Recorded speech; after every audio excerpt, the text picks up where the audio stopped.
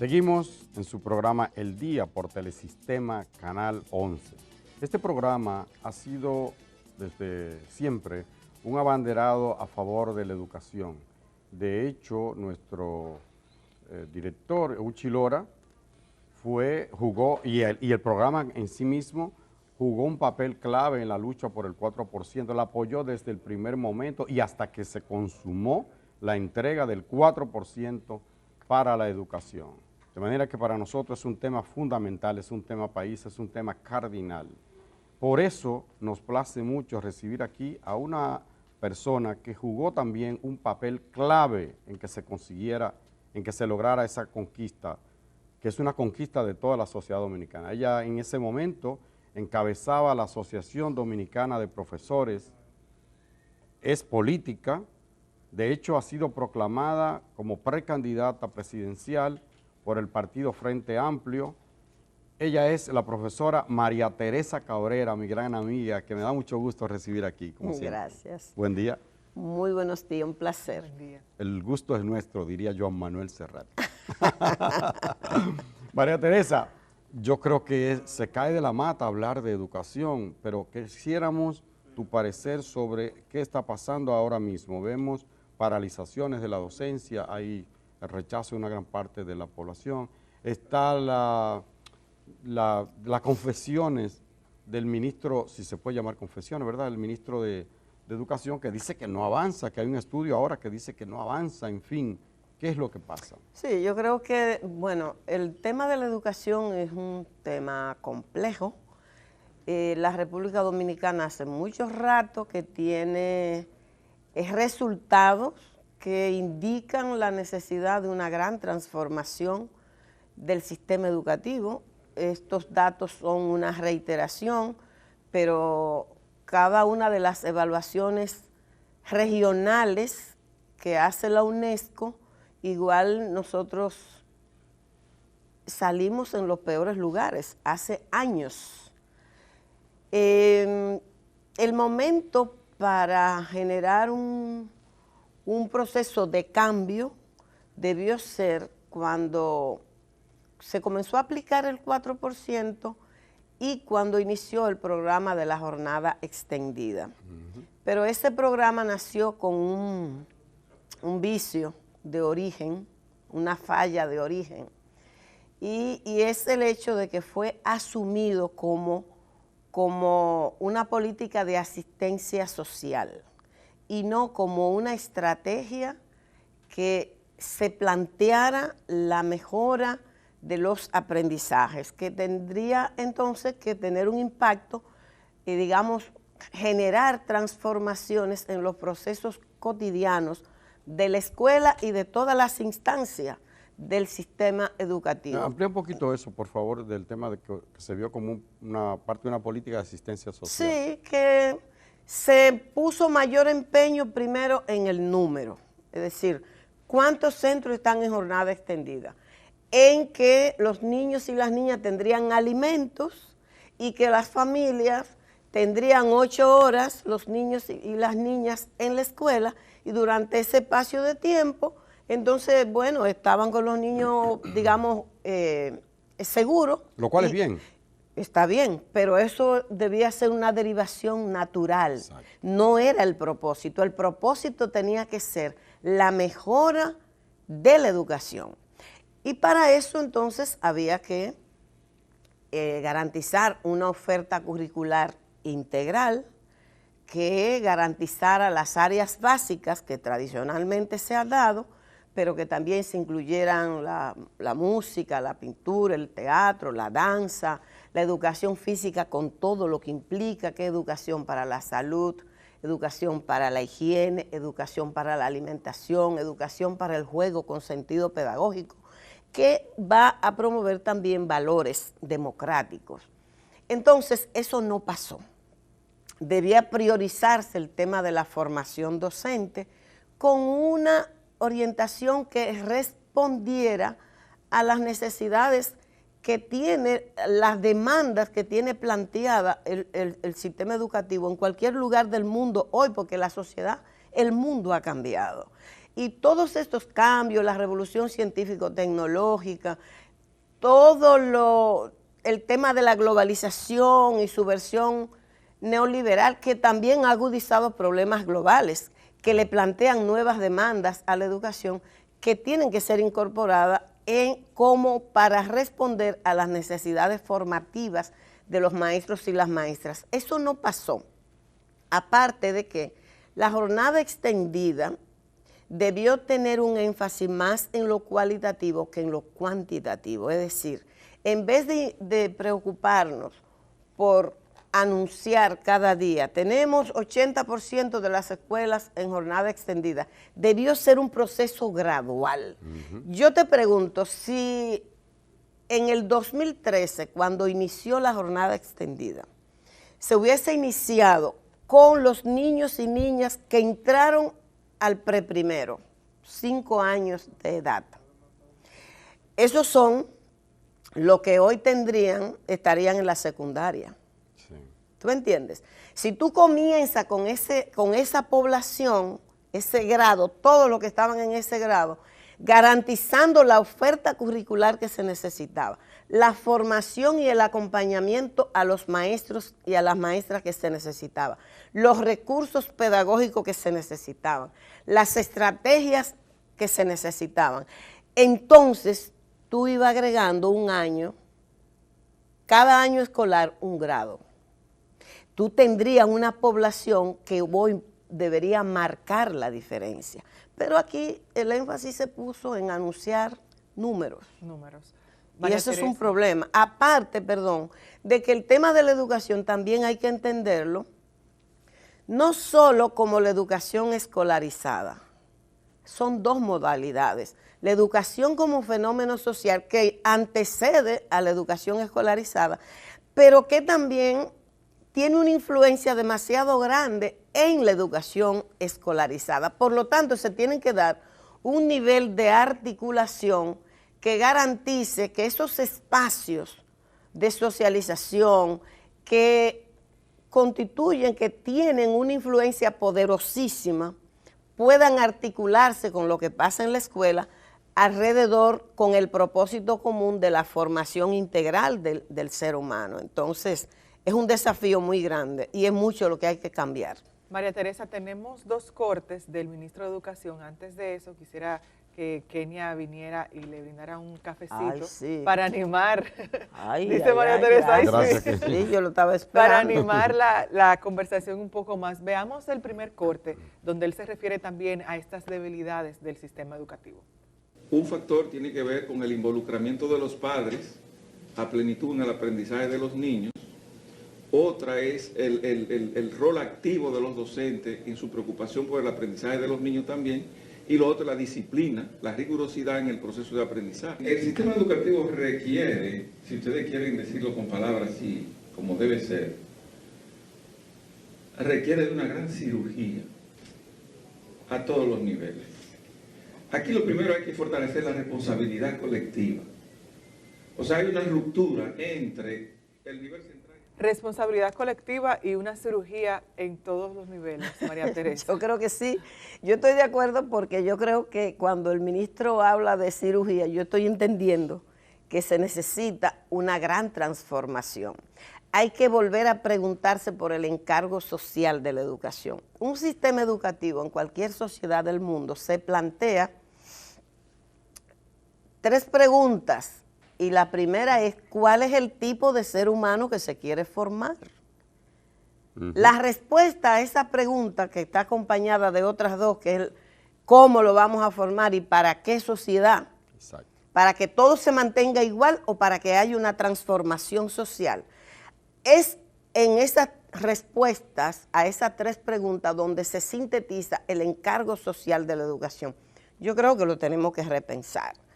Y cuando él habla de cirugía, yo estoy entendiendo que está hablando de esto, pero también que está hablando ¿En el para qué? De un problema. Yo digo que el sistema educativo nuestro es una víctima del sistema político que tenemos, que es una herencia de la dictadura, porque no hay que olvidar, 62 años después, la cultura autoritaria, la centralización del poder, la concentración de la riqueza, está pendiente. Es decir, no se liquidó el régimen de Trujillo con él. Y seguimos teniendo rasgos esenciales del régimen de la dictadura que están vigentes todavía. Entonces, ¿qué pasa? Yo creo que hay acuerdo en que una característica del sistema político nuestro es altísimos niveles de corrupción y de impunidad. ¿Sí o no? Sí. ¿Ese es un rasgo que ha afectado al sistema educativo? Claro que sí, se tragó una parte del presupuesto de educación, del 4% por el que tomamos las calles para conquistarlo. Un rasgo del sistema político es el clientelismo, ¿sí o no? Creo que hay acuerdo en eso. Bueno, pues ese clientelismo también afecta al sistema educativo en la medida en que se hizo cultura que los puestos administrativos, por ejemplo, se reparten por número, por cuota. María Teresa, ahora que usted menciona eso, tenemos otro corte del ministro de Educación que estuvo hace unos días aquí y él, bueno, me informan que todavía no lo tenemos, pero en ese corte el ministro de Educación nos habla sobre cómo funciona, qué se encontró él también cuando asumió la dirección de ese ministerio. Entonces vamos a ver qué dijo el ministro de Educación. Habían también otro tipo de personal que no tenía ninguna función, pero no eran de carrera. Entonces a esos que no eran de carrera, sí lo hemos desvinculado. ¿Cuántos? Muchos. Muchos es... Muchísimos. 2.000, 3.000. La nómina del ministerio ya tiene como 70 millones mensuales menos que antes. Teníamos almacenes alquilados en $100,000, $150,000. Y usted se quejó amargamente de todo lo que está haciendo la ADP. El hecho de no haber dado clase durante ese tiempo, ese día de docencia, al Ministerio de Educación le sale. Bueno, más adelante entraremos con el tema del ADP, que fue lo que finalizó ese corte del ministro de Educación, pero quisiera que nos enfocáramos, María Teresa, en eso que él dijo, que el Ministerio de Educación se ahorró unos 70 millones de pesos solamente en nómina. Bueno, es que cuando yo digo que el sistema educativo es una víctima del sistema político, lo digo con plena conciencia de lo que estoy diciendo. El hábito... lo que se hizo cultura aquí es que los puestos administrativos se distribuían por número, cantidades. Es decir, el presidente del partido, 100, el diputado, tanto, el senador, tanto, el presidente provincial, tanto, y solamente mandaban cédula, sin ningún criterio, y todo el que va a trabajar en una escuela tiene que haber un criterio mínimo de selección. ¿Y era con la cédula? Sí, mandaban la cédula. Y también tú tienes que saber... Se parece a medio ambiente. Óyeme, es que, señor, ese es un problema que tenemos que superar. Es que en este país hay que generar cambios sustanciales para poder dejar atrás la vieja época y sus vicios. ¿Qué pasa?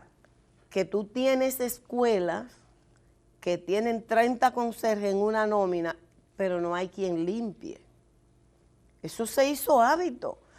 A mí me tocó muchas veces ir a llevar la demanda de un centro educativo que planteaban, no tenemos quien nos limpie, no tenemos conserje, y cuando tú ibas te dicen en el ministerio, no, pero ahí no se puede nombrar a nadie, ahí hay 30 conserjes. Es decir, 30 gente que está cobrando, pero que no está trabajando. Entonces, la debilidad institucional es otro rasgo del sistema político nuestro, y eso también afecta el sistema educativo. Entonces, ¿qué es lo que yo quiero decir? Que darle solución, enfrentar el tema de la educación pasa por mirar una diversidad de factores que tienen que ser transformados y que tiene que haber un compromiso, pero serio, porque nosotros hemos hecho muchos pactos. Nosotros hemos firmado pactos. El último pacto educativo, se firmó el 1 de abril del 2014. El de la reforma educativa. Y eso se extiende hasta el 2030. Pero los actores, para decirte, el primero que lo violó fue el ministro que firmó en calidad de ministro. Ese era Amarante era el ministro. Carlos Amarante. Ajá. Uno de los compromisos que se suscribió en ese pacto fue el tema de que todos los cargos docentes debían ser designados mediante concurso de oposición. Un poco para cerrarle la brecha al clientelismo, que todos sabemos que es un problema. Es un problema incluso para los propios partidos, Sí, para los propios funcionarios. y para poder lograr avance Ajá. en el sistema educativo, eso tiene que ser superado. Entonces, ese era un compromiso, ¿verdad? El mismo año que se firmó, el 30 de diciembre de ese año, el ministro nombró de un solo plumazo 550 técnicos sin concurso. Para. Entonces eso abrió la cancha. En ese momento nosotros lo denunciamos, yo llevé Yo recuerdo. evidencia antes de que eso ocurriera, de que iba a pasar, a Agripino Núñez Collado, que fue el que coordinaba el SEX en ese momento. Pero eso es un problema. Así tú me dirás, ¿y cómo eso tiene que ver con lo que pasa en el aula? Mucho. Todo lo que se hace fuera, en cualquier instancia del sistema educativo, incluso lo que ocurre en la sociedad, incluso cómo se comportan los funcionarios públicos que ejercen liderazgo porque están expuestos, los líderes políticos, porque es que la educación no es solamente lo que pasa en la escuela. La escuela compite con todo lo que, ese sistema de influencia que se da en el tejido social, en la comunidad, en las organizaciones formales e informales que existen en la sociedad. Porque no es aislado, sino No, que... no, además, señores, es que la educación existe mucho tiempo antes de que la escuela apareciera, Totalmente. desde que hay seres humanos interactuando. Por eso creo que viene, María Teresa, oportuno esto que te quiero preguntar. Tú dices que se necesita, bueno, puesto que la educación es una víctima de los políticos, Del sistema político que tenemos, habría que hacer una transformación del propio sistema, pero en lo que llega hay que ir mejorando, hay que dar pasos. Y se habla de una responsabilidad colectiva. El método de lucha, por ejemplo, que tiene actualmente la Asociación Dominicana de Profesores, paralizaciones, que son en pro de reivindicaciones legítimas, entiende uno. Yo estoy de acuerdo con eso, pero el método que está utilizando la Asociación Dominicana de Profesores. Por supuesto que la demanda de mejora a los maestros y maestras pensionados y jubilados, Eso es sobre justo. todo hay un segmento que son los que están en peores condiciones, que siempre va a haber un grupo así, porque el salario se va moviendo. Es decir, cuando yo me jubilé en el sistema preuniversitario, salí con un salario, los que se han jubilado después, 5 años después que yo salí, Es diferente. van a tener un salario más alto que el mío, por supuesto, lo tienen, es así. Entonces tú tienes un grupo de maestros y maestras pensionados y jubilados que están en 15,000 y algo menos, algunos menos, porque nunca se completó ese aumento cuando se estableció como mínimo para los jubilados y pensionados, los 15,000 pesos. Estos son los que están en la peor situación. Evidentemente que 15,000 pesos en la República Dominicana de hoy no alcanza para vivir ni siquiera mínimamente. Por lo tanto, la demanda se justifica. Claro. Tiene sentido. Yo creo que el gran desafío que el sindicato tiene es poder lograr innovar en los métodos. Y la ADP tiene experiencia de eso. Tiene experiencia de que se puede luchar y se pueden lograr reivindicaciones importantes apelando a nuevas formas de lucha. Cuando yo presidí la ADP, en ese periodo nosotros logramos, era 2 años que duraba el periodo, nosotros logramos aumento de salario, nosotros logramos El 4%. que se trabajara, se aplicara la evaluación que hacía 9 años que no se aplicaba. Nosotros logramos la conquista más relevante que el sector trabajador alguno ha logrado, que fue liberar a los maestros y a las maestras de la estafa de las AFP. y nosotros logramos una ley que garantizó que los maestros y las maestras se puedan mantener en el sistema de reparto con una pensión, una jubilación más justa. Y lo logramos sin tener que convocar a una sola huelga. Nosotros comenzamos con una exposición itinerante que no implicaba suspensión de docencia.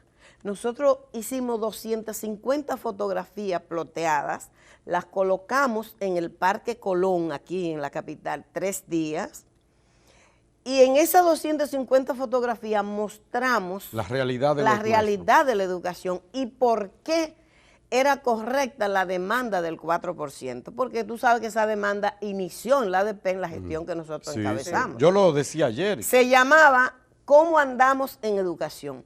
Entonces esa exposición itinerante, que le llamamos así, se movió de parque en parque en el país. Y la gente iba y la gente veía y los medios iban y se apoyo de religiosos, de toda la sociedad. Y consiguió respaldo de todo el mundo. Después la recolección del 1.000.000 de firmas. Sí, recuerdo eso. Fuimos como por etapa.